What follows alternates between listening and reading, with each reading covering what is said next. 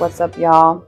I'm Ephraim, that ancient artist, your host here for Legions of Artists Project with Escondido Arts Partnership, of course. The Legions of Artists Project is about making an impact through artists' voices and sharing their craft, their challenges, their wisdom, and, of course, their truth. Yeah, anybody can put art on the walls, but does it look good together? Yeah. Does it go with this? Does it go with that? Okay, so Katie, thank you for joining me on being on Legions of Artists with Escondido Arts Partnership. You're the manager at Escondido Arts Partnership? I am the manager. How did you come about getting the management job? It's an interesting story. Okay, tell us, please. I hated my job that I had. Okay. Chrisanne and I are friends and neighbors, and we would hang out and stuff. Okay. And I hated my job. Her gallery manager quit. I was like, I'll go.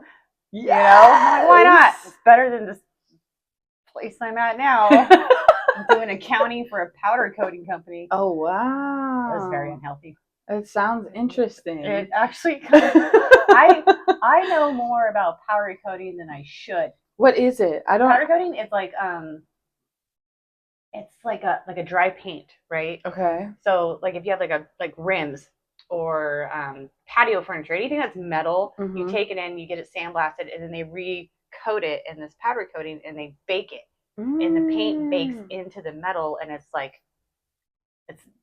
dang near like rust proof, and it just, powder coating. Wow, that sounds interesting. I feel like I'm trying to visualize it right now. I'm one of those persons, if you're explaining something to me, I need to visualize it. Yeah, so it has this like gun, and like it sprays like a powder. It's a powder. It's a powder. Is it kind of like when they spray the fires with a powder? Yeah, kind of like that, okay. But it's paint. Okay, but it's paint. And it's toxic as hell. Oh, wow. So would you be in this kind of environment? No, like I would have to walk through it to pick up car parts or whatever. I also know a lot about car parts.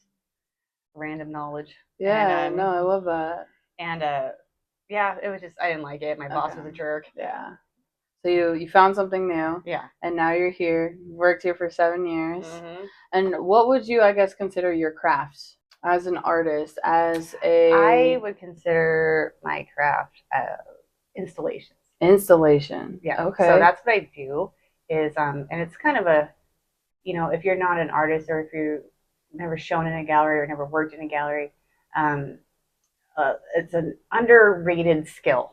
Does that make sense? Yeah. Like most people don't know. They just put art on the walls. Anybody can put art on the walls. Really? Yeah, anybody can put art on the walls, but does it look good together? Yeah. Does it go with this? Does it go with that? Is it flowing? Is it cohesive? Is it telling a story? Which I don't even pay attention to that, but some people are like, oh, I like the story you told with this wall. I'm like, yeah, right on. Sure, that story. Yes, ma'am. Yep. No story. No story. I just know story. How to. I just knew it looked good together and it flowed together. Now, is this something that you do intuitively, or did you? That kind of came naturally. It came naturally. Yeah, I would say so. It took some, some work. Yeah. But yeah, it kind of just came natural. And when I put shows together, and I don't just do it here either. Ooh, okay. I've done it in people's homes. I've done it in other places. I'm doing one Tuesday in Balboa Park. Ooh. So you travel too? Sometimes. Okay. Yeah. I have actually lost sleep. I am not even joking. I have lost sleep over a wall that just wasn't coming together. Like I'll wake up in the middle of the night like, oh, what can I do to fix that? What can I do to fix that? Would you consider yourself OCD? 1,000% perfectionist OCD. Same, girl. Right here. You got to know when to walk away. Yeah. And let it go for right now. Just let it go. It'll come to you. And I've come in, it came to me one time and I was just and I came in a Wednesday morning when we're closed and I just fixed a couple things, moved a couple pedestals. Whoa! There it was. Yeah. Yeah. Yes. Yeah. Because again, OCD. Yeah. No, and you had to just take that little minor break just to be able to come back and just. Because you get frustrated. You're like, what isn't working here? And it happens I do this every 4 weeks. Yeah. And not just this show, I do stuff in the back. You know, Exactly. people hire me to hang their shows back here. You do an amazing job at it too. I love it. Yeah. I'm like, ooh, I love the new vibe today. Yeah. You look at other cultures and they're I look at